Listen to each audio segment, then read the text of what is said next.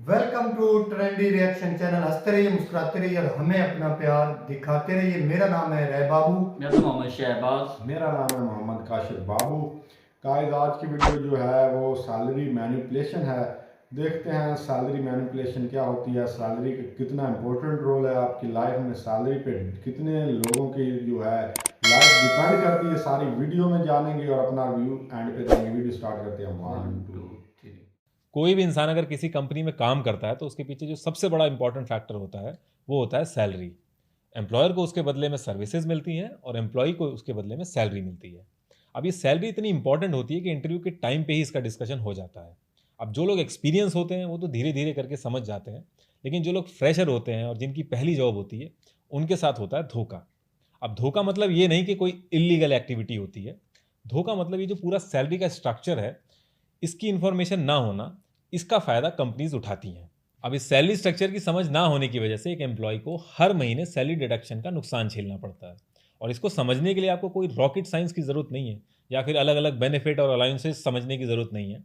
आपको सिंपल 3 चीज़ें समझनी है: CTC, gross salary, net salary. CTC यानी कॉस्ट टू कंपनी। मान लीजिए आपके घर पे किसी काम की ज़रूरत पड़ गई है और आपको एक मैकेनिक की ज़रूरत है। अब मैकेनिक का जो घर है वो आपके घर से 1 घंटे की दूरी पे है। अब मैकेनिक को आपके घर पे पहुंचने पे 1 घंटा लग रहा है, फिर आपके घर पे काम करने में 1 घंटा लग रहा है, फिर वापस अपने घर जाने में 1 घंटा लग रहा है। अब मैकेनिक कह रहा है कि मुझे तो आपके काम के लिए 3 घंटे लग गए और आपके हिसाब से उसने 1 घंटे में काम किया है। तो ये जो डिफरेंस होता है यही डिफरेंस सीटीसी और इन हैंड में होता है। सीटीसी में कंपनी हर वो कॉस्ट इंक्लूड करती है जो एक एम्प्लॉय के ऊपर लगती है, जैसे कि सैलरी। कुछ कंपनीज फूड प्रोवाइड करती हैं, कुछ कंपनीज कैब प्रोवाइड करती हैं। जो आप एक कॉफ़ी मशीन से कॉफ़ी लेके आते हैं उसकी भी कॉस्ट कुछ कंपनीज इंक्लूड कर लेती हैं।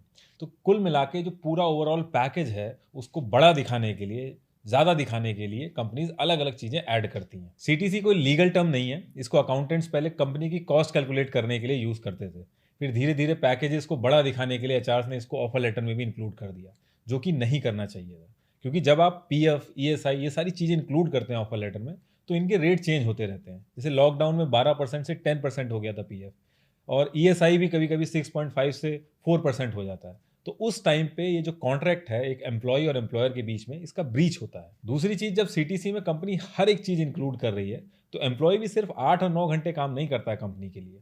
उसको घर से तैयार होकर ऑफिस पहुंचने में भी टाइम लगता है, फिर ऑफिस से घर पहुंचने में टाइम लगता है। तो वो सारी चीजें वो वर्किंग आवर्स में नहीं दिखाता है।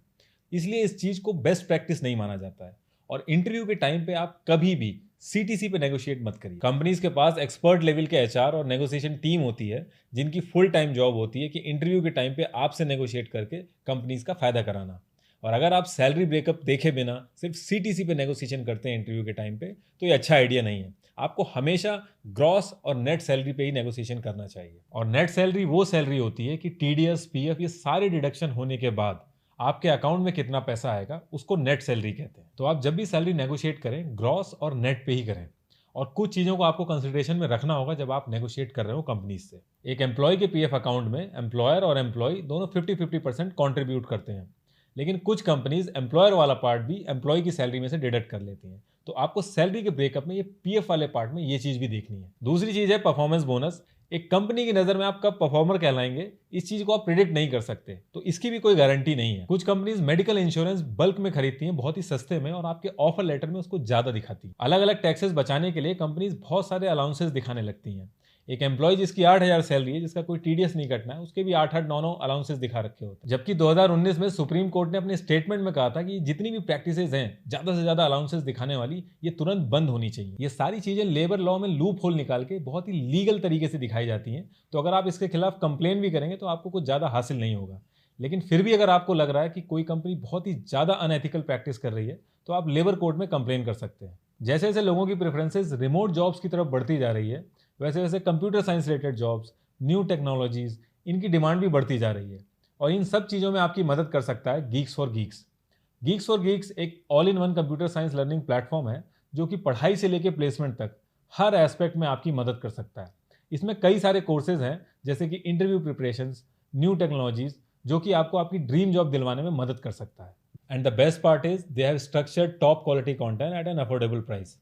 और जॉब पोर्टल्स के साथ आपको चांस मिलता है अप्लाई करने के लिए अमेजॉन और जेनपैक्ट जैसी कंपनियों में। और आपको किसी भी कंपनी का इंटरव्यू एक्सपीरियंस जानना हो तो आपको गीक्स फॉर गीक्स में मिल जाएगा।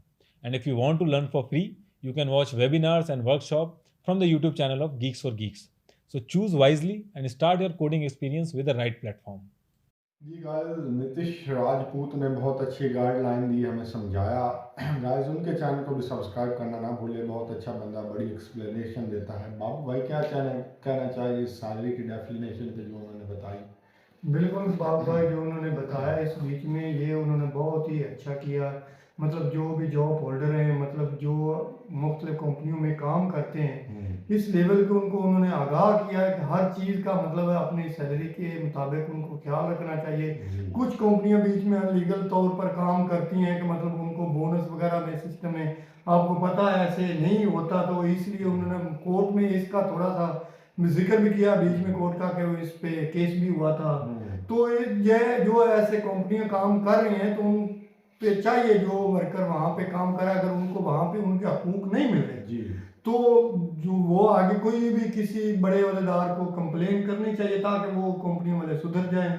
मेरे हिसाब से तो ये बात बहुत अच्छी है कि जो तनख्वाहदार तबका है ना, बिल्कुल उसको मार बहुत कंपनियां देती हैं। जी जी, तो हाँ। बाबू भाई ऐसा होना नहीं चाहिए, बिल्कुल नहीं होना चाहिए यार। एक बंदा देखे ना अपनी लाइफ के 8 to 10 आवर्स स्पेंड करता है इन ऑफिस, लाइक समवेयर, जहाँ कहीं भी उसकी एक टाइमिंग ये सेट होती है, जहाँ कहीं भी उसकी जॉब लगी होती है, फॉर एग्जांपल पुलिस में या आर्मी है, जिस एरिया में भी आप बात कर लें, कहीं फैक्ट्री एरिया में या लेबर्स एरिया में, कहीं पे भी उनका एक देखें, ये पूरा कंटिन्यूसली हमें एंड से देखना पड़ेगा। जब वो स्टार्ट करता है वो अपनी जिंदगी का कितना जो हिस्सा है ना वो वहीं पे गुजार देता है, अपने खानदान, घर बार, बच्चों सब कुछ छोड़ के, चाहे उसके घर में कितनी भी परेशानी हो, उसने अपना जो है ना वहाँ पे जाना, अपनी जॉब जो है ना अटेंडेंस करनी है। तो फिर उस जब वो अपना टाइम ईमानदारी से दे, अपनी जॉब को टाइम पे आए, टाइम पे जाए, सारे दे, तो कंपनीज को भी चाहिए उनको अलाउंसेस दें। उनकी ये जो इस तरह के जो इन्होंने फ्रॉड बनाए हुए हैं, आपको जिस तरह वो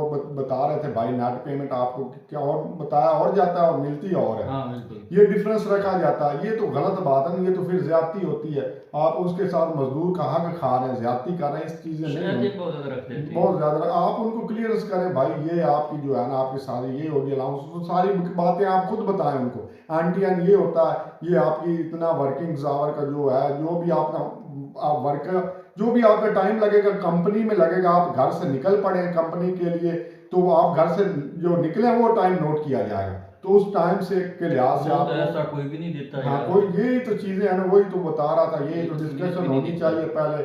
जब आप इंटरव्यू में जाए आप डिस्कशन करें, भाई मैं जब घर से निकला मुझे उस लिहाज से ये सैलरीज और ये अलाउंसेस मिलने चाहिए। तो ये बहुत बड़ी जो है ना, एक मजदूर के साथ मजदूर को मार दी जा रही है, इसमें बहुत ये बुरी बात है, ये नहीं होना चाहिए। हमें इस चीज़ पे थोड़ा सा फोकस करना चाहिए, और जो दोस्त इस तरह जॉब्स इंटरव्यू में जाते हैं उस चीज़ पे डिस्कशन करें पहले, अपना आप जो नेट अमाउंट उनमें है उसकी क्लियरेंस करें, उसके बाद अपना नेक्स्ट प्रोसीजर स्टार्ट करें। तो गाइस कैसी लगी वीडियो कमेंट सेक्शन में आगाह जरूर करें, अपना प्यार इस तरह हमें दिखाते रहें, चैनल पर बने जुड़े रहें। जो दोस्त नया है वीडियो पे वो चैनल को सब्सक्राइब करना और बेल आइकन को दबाना ना भूले, ताकि आपको चैनल सर्च करना ना पड़े और आपको हमारी वीडियो का नोटिफिकेशन मिलता रहे। आप हमारी वीडियोस देखते रहो, आपका हमारा प्यार बने। बहुत जल्द मिलते हैं, अल्लाह हाफिज़।